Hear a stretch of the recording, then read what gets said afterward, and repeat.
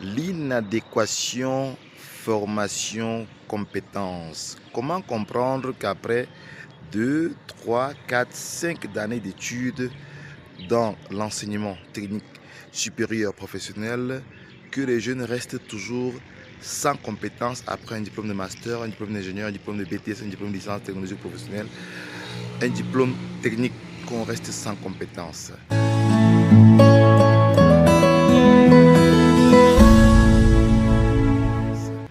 Bonjour, mon nom est Jocelyn Maglar Yumbi, tout petit ingénieur de télécommunications, blogueur, youtubeur, enseignant vacataire à l'UIT Fosso Victor de Banjul de l'université de Tchang. Dans cette vidéo, que je veux très courte, je voudrais qu'on essaie de comprendre pourquoi est-ce que après 2 années, 3 années, 4 années, 5 années d'études supérieures, les jeunes sont souvent diplômés, mais malheureusement, ils n'ont pas de compétences. Ils doivent trimer pendant des mois, voire des années. Et au final, ils doivent se réorienter simplement parce qu'ils n'ont pas de compétences. Ils ont finalement perdu du temps pour avoir un master, une licence, mais malheureusement, ils n'ont pas de compétences. Alors, ça, c'est le propre du Cameroun ou alors de la grande majorité des pays africains, surtout d'Afrique au sud du Sahara, parce que dans le Maghreb, les choses sont différentes et en Afrique de l'Ouest, c'est légèrement différent. Alors, dans plusieurs cas, on a vite fait d'accuser le système, ce qui ne veut pas dire que le système est blanchi complètement, mais je pense, pour ma part, après plus de 2 décennies d'expérience avec la formation professionnelle et l'enseignement supérieur, je pense pour ma part que le jeune lui-même, les parents qui orientent les enfants, les jeunes qui choisissent des filières et finalement le système, tout le monde est fautif dans l'ensemble de ce scénario qui tend à former les jeunes diplômés mais qui n'ont pas de compétences. On parle d'inadéquation compétent, diplôme, compétence. Comment être diplômé sans avoir de compétences? Donc premièrement, le jeune lui-même, il faut le reconnaître. Beaucoup de jeunes ont eu cette envie folle d'avoir des diplômes. Ils courent, ils ont une course effrénée d'avoir rapidement leur diplôme DUT, licence technologico-professionnelle, master, diplôme d'ingénieur, mais ils sont très peu préoccupés à développer des compétences. Comment est-ce qu'on développe les compétences de façon concrète et pratique? C'est simple. Et les experts de la pédagogie, les experts du cognitivisme ou bien les piagétiens, donc ceux qui ont développé la pédagogie de l'apprentissage, nous disent que la meilleure façon, la façon la plus plausible, la plus favorable pour pouvoir développer des compétences, c'est d'appliquer simplement ce qu'on apprend. Il est inadmissible qu'on puisse apprendre un cours de sécurité réseau sans jamais faire la pratique. Il est inadmissible qu'on puisse donner et dispenser un cours de réseau informatique, un cours sur les antennes, un cours sur le développement d'applications sans jamais appliquer cette connaissance pratique. Donc, tout ce qui n'est pas appliqué devient de l'information, nous dit Einstein. Donc, il est important donc que les jeunes eux-mêmes prennent conscience qu'ils ne doivent pas forcément attendre le système ou attendre l'école pour pouvoir développer les compétences. Ils peuvent s'organiser en des petits groupes comme on avait il y a quelques années dans les grandes écoles, des groupes pour développer des compétences, faire des choses pratiques, appliquer ce qu'ils apprennent en classe. On a souvent vu des clubs informatiques, des clubs télécom, des clubs environnement, des clubs santé qui se mettent ensemble pour pouvoir appliquer des thématiques, appliquer des concepts qu'ils apprennent en classe dans les enseignements magistraux et puis dans les cours simplement et les polycopies. Donc, il faut d'abord que le jeune lui-même se remette en cause pour pouvoir résoudre le problème de l'inadéquation diplôme et compétences. Et puis, de l'autre côté, les parents ont leur part de responsabilité.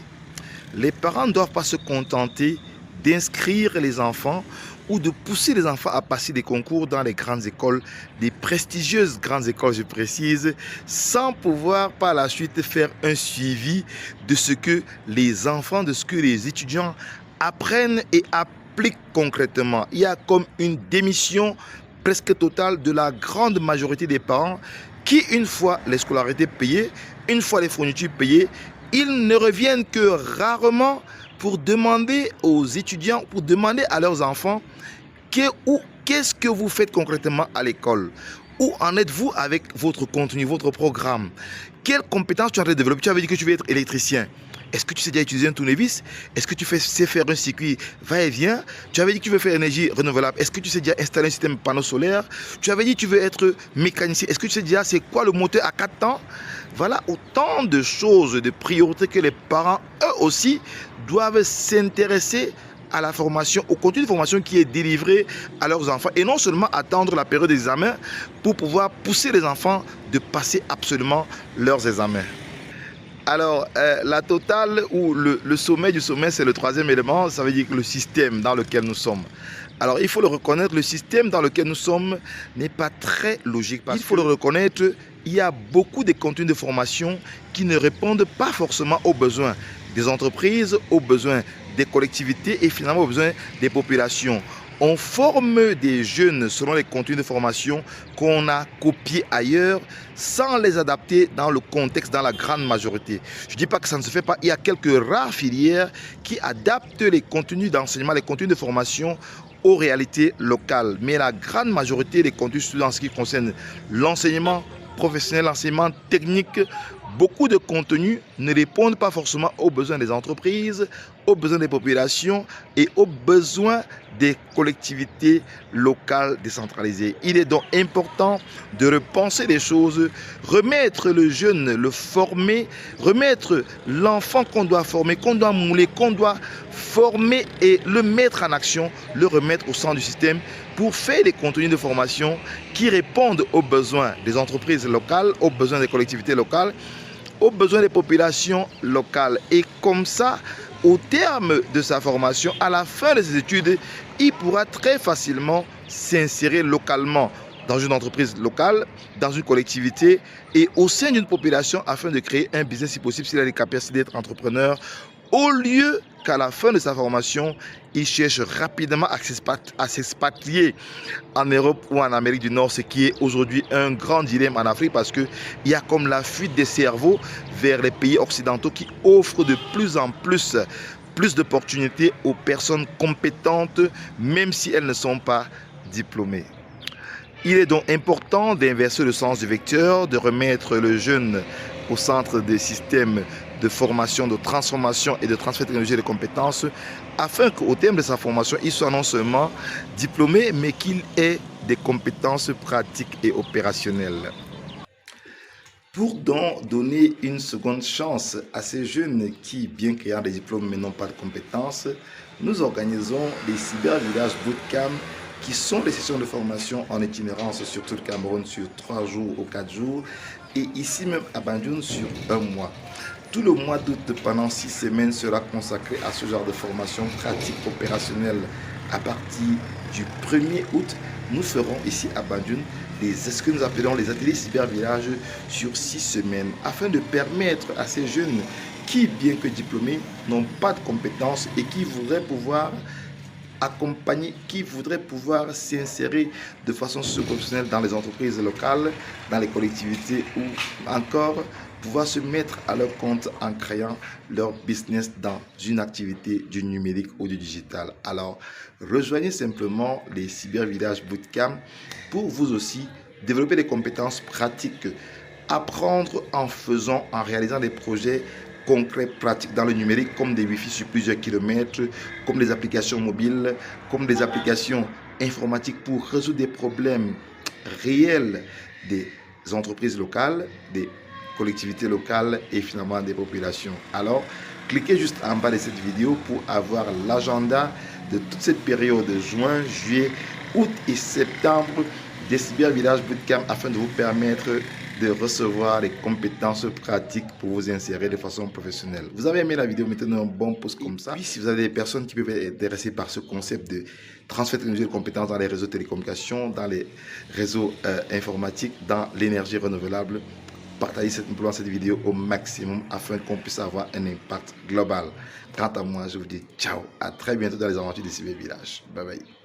Nous avons appris plein de choses parmi tant d'autres, l'interconnexion des routeurs, la configuration de ces derniers, la création des points à point de telle sorte qu'on puisse interconnecter deux sites pour utiliser des services tels que la connexion Internet. Et maintenant, tout au long de notre parcours, M. Yumbé a été un peu strict avec nous sur le point où, lorsqu'on utilisait le téléphone, même si c'était pour faire une recherche, il prenait le téléphone. Et oui, c'est un bon enseignant, un très bon enseignant, j'avoue. Mais seulement qu'il y a des moments où il est vraiment difficile avec lui. C'est tout ce que Oui, merci beaucoup. C'est un honneur pour moi de parler à propos du cours qu'on a eu avec M. Yumbi. Depuis le début d'année, nous sommes toujours pleins qu'on n'a jamais eu de cours véritablement pratiques. Et après qu'on est revenu du stage, on ne s'attendait pas à grand chose. Oh, M. Yumbi est venu nous montrer qu'en réalité, toute pratique, c'est en théorie et vide. Il nous a donc appris et il nous a permis de développer des compétences par rapport au point d'accès à Internet. Il nous a appris à propos de la fibre optique, notamment la technologie déployée présentement, la FTTH. Nous avons soudé une fibre optique. Nous avons appris ce que c'est qu'un backbone optique. Nous avons aussi développé des compétences en réseau. Nous avons sorti des câbles.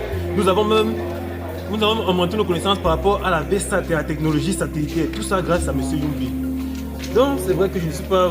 C'est vrai que je ne suis pas aussi content qu'il mette les étudiants à genoux et tout ça, mais vous savez, dans l'ensemble, je ressors grandi de cette expérience. Je suis étudiant en camionnet civique, étudiant en JT2 à l'UIT Photo Victor de Banjul. Good.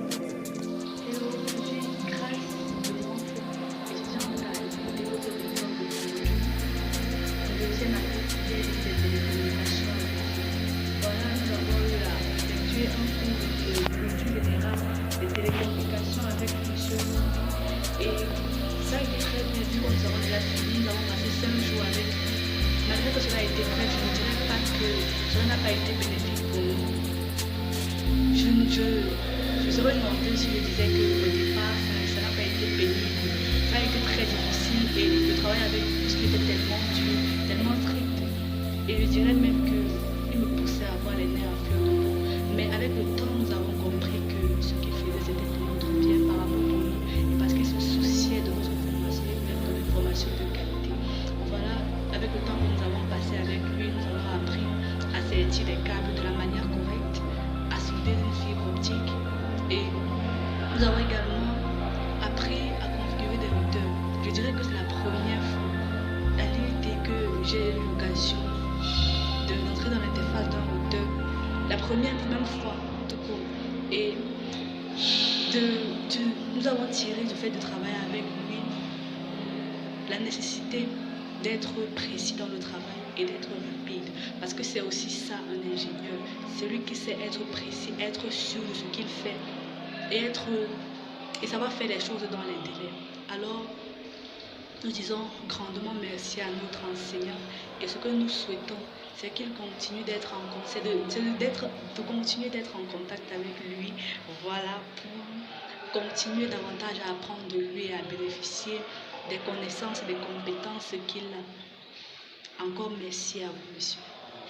Moi, c'est Asuna Aristotle et donc je fais cette petite vidéo juste pour vous donner un aperçu de ce que j'ai eu à apprendre durant le cours d'écriture générale pour Télécom avec M. Yumbi. Donc, durant ces quelques temps passés avec lui, j'ai appris à sertir les câbles, ce que je ne connaissais pas auparavant. J'ai appris à mettre 3 routeurs en cascade, c'est-à-dire créer une liaison point à point avec des routeurs indoor et outdoor. Et également, j'ai appris à faire les configurations de base d'un routeur, c'est-à-dire créer un réseau sans fil, changer le mot de passe d'un routeur, changer l'adresse IP. Et donc, ce que je veux dire, c'est que ces quelques temps passés avec M. Yumbi, c'était des temps vraiment formidables. Il était plus qu'un enseignant pour nous, il était également, on peut dire, un père pour nous. Donc, je vous remercie et à bientôt.